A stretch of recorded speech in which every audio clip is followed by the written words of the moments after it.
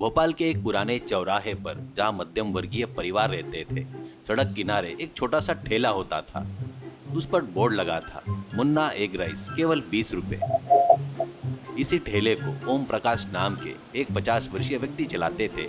वह दिन भर ग्राहकों का इंतजार में खड़े रहते, लेकिन जब थकान होती तो बीच बीच में बैठ जाते। जैसे ही कोई ग्राहक आता, वो फिर से उठकर पसीना पोंछते हुए काम में जुट जाते थे। उनके चेहरे पर जीवन का संघर्ष साफ दिखाई देता था। फिर भी वह ग्राहक का स्वागत एक प्यारी सी मुस्कान के साथ करते और उनको एग राइस की प्लेट दे देते। एक दिन वहां से गुजर रही एक महंगी कार में ड्राइवर यहाँ पे रोको करके आवाज सुनाई देती है। कार रुक जाती है। कार से सूट बूट पहने एक रोबीला युवक उतरा और सीधा ठेले के पास आया। एक प्लेट एग राइस देना। ओम प्रकाश उस चमकती कार और युवक को देखकर थोड़े घबरा गए। उन्होंने फुर्ती से कढ़ाई में चम्मच चलाया और गर्मा गर्म राइस तैयार युवक को दे दिया। अरे साहब, ये लीजिए गर्मा गर्म एग राइस, मैंने इसमें प्याज थोड़े ज्यादा डाले हैं। उस युवक का नाम अर्जुन था। जैसे ही उसने पहली चम्मच मुंह में डाला, उसकी आंखों में पुरानी यादें आ गई। उसने ऐसे आंखें बंद कर ली। बिल्कुल वही स्वाद, वही खुशबू। फिर उसने ओम प्रकाश से पूछा, क्या आप मुझे पहचानते हो? ओम प्रकाश ने अपना चश्मा ठीक किया और गौर से देखा। माफ करना बाबूजी, यहाँ रोज बहुत से लोग आते हैं। क्या आप पहले भी यहाँ आए थे क्या? आया हूँ मतलब, आप मुझे रोज एक प्लेट एग राइस खिलाते थे। खैर वो सब छोड़िए, अपना लाइसेंस दिखाइए। लाइसेंस की बात सुनकर ओम प्रकाश घबरा गए। बाबू, लाइसेंस क्यों? क्या किसी ने मेरी शिकायत की? जरूर वो सामने वाले होटल के मालिक ने की होगी। मैं सस्ता बेचता हूँ ना, तो उसके ग्राहक कम हो गए हैं। वो अक्सर मुझे यहाँ से हटाने की धमकी देता है।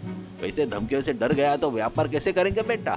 बाबूजी, मैं 3 साल से इसी जगह से ठेला लगा रहा हूँ। कांपते हाथों ने उन्हें एक पुराना कागज दिखाया। अर्जुन ने देखा और फाइल में रख लिया। देखिए ओम प्रकाश जी, मेरा नाम अर्जुन है और मैं इस जिले का फूड कंट्रोल कमिश्नर हूँ। आप जो तेल इस्तेमाल कर रहे हैं वो ठीक नहीं है। मसाले भी अच्छे क्वालिटी के नहीं है और ये ठेला बहुत गंदा है। ऐसा खाना खिलाकर आप लोगों की सेहत से खिलवाड़ कर रहे हो। अरे साहब, ये आपके जैसे बड़े लोगों के लिए नहीं है। यहाँ सिर्फ गरीब लोग खाते हैं, इसलिए मैं कम दाम में बेचता हूँ।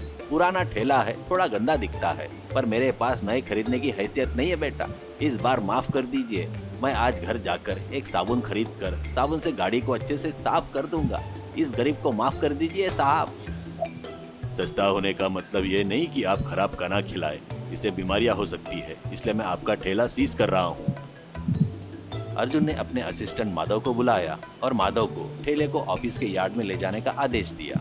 ये सुनकर ओम प्रकाश एकदम शॉक में हो गया और चमचा नीचे गिरा दिया। अरे नहीं बेटा, ऐसा मत करो। इस ठेले के बिना मैं बर्बाद हो जाऊंगा। मैं रोड पर आ जाऊंगा बेटा। मेरी पत्नी बीमार है, इसके इलाज के लिए पैसे नहीं रहेंगे। कल से मैं संभाल कर रखूंगा करके कहता है। अर्जुन बगैर कुछ सुने अपने कार में चढ़ गया और असिस्टेंट पीछे गाड़ी ढकेलते हुए जा रहा था। ओम प्रकाश आंसू भरी आंखों से गाड़ी के पीछे पीछे जा रहा था। ओम प्रकाश, अरे बेटा सुनो, मेरा इकलौते बेटे की मौत के बाद मैंने इसका नाम मुन्ना एग राइस रखा था। ये मेरे लिए सिर्फ ठेला नहीं, मेरी जान है बाबू। मुझ पर दया करो, छोड़ दो। पर माधव नहीं रुका। गाड़ी को लेकर फूड इंस्पेक्टर के पास ले गया। ओम प्रकाश थका हारा वहां पर पहुंच गया। तब तक वहीं बाजू के दुकान के सामने अर्जुन खड़ा था।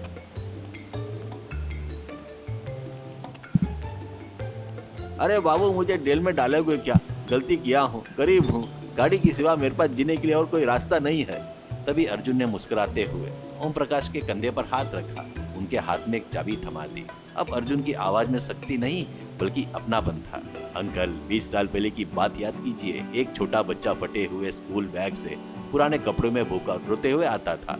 आपके ठेले के पास खड़ा रहता था। जब उसकी जेब में 1 रुपया भी नहीं होता था, आपने उसकी भूख समझी, उसे बुलाकर रोज पेट भरकर एग राइस खिलाया। मैं वही बच्चा हूँ। ओम प्रकाश की आंखें फटी की फटी रह गई। अरे तुम वही बच्चे हो? हाँ अंकल, उस दिन आपने मेरी भूख मिटाई, इसलिए मैं भूख से मरा नहीं, जिंदा हूँ। आज पढ़कर इस मुकाम पर पहुंचा हूँ। आज जब मैं कार से निकला और आपको आपकी गाड़ी की जगह पर देखा तो आप मुझे दिख गए करके भगवान का शुक्रिया अदा किया था। उन्होंने मुझे आपका कर्जा उतारने का मौका दिया है। मैं आपको अभी भी इस गाड़ी पर इतनी तकलीफ सहते देख नहीं सकता, इसलिए मैंने जानबूझकर ठेले को सीज करने का नाटक किया, क्योंकि मैं आपको इस हाल में नहीं देख सकता। ये सामने वाली दुकान आपकी है, ये रही उसकी चाबियाँ। अब आपको रोड पर गाड़ी ढकेलने की जरूरत नहीं, यहाँ पर इज्जत से बैठकर एक राइस ही नहीं सभी तरीके के फास्ट फूड बेचो। आपकी पत्नी का इलाज करने की जिम्मेदारी मेरी है, ऐसा कहता है। और फिर माधव से, दुकान में के टेबल्स, फर्नीचर, छोटे पार्टीशन सभी रेडी करके Om Prakash egg rice family restaurant करके बोर्ड भी लगा दो। परसों तक अंकल उसमें बैठकर व्यापार शुरू करना चाहिए, क्विक क्विक करके आदेश देता है। ओम प्रकाश की आंखें खुशी से भर आई। वो कांपते हुए हाथों से चाबी लेकर उन्होंने कांपती आवाज से कहा, अब बेटा, मैंने सोचा नहीं था कि एक प्लेट चावल देने के बदले में तुमने इतना बड़ा मुझे तोहफा दोगे। सोचा नहीं था बेटा, तुम बिल्कुल मेरे बेटे जैसे हो। आपने मुझे सिर्फ खाना नहीं अंकल, जिंदगी दी है करके कहता है। ओम प्रकाश फैमिली रेस्टोरेंट में अभी भी दुकान के पास आकर कुछ गरीब लोग चीपेस्ट एग राइस ही नहीं, बढ़िया महंगा एग राइस सबको देते हुए भूख मिटाते रहते हैं ओम प्रकाश। सीख, अच्छा करने वाले के साथ हमेशा अच्छा ही होता है। किया गया छोटा सा उपकार भी कभी व्यर्थ नहीं जाता, वह किसी न किसी रूप में वापस जरूर आता है। कृतज्ञता इंसान का सबसे बड़ा गुण होता है। सीतापुर गांव का एक शांत कोना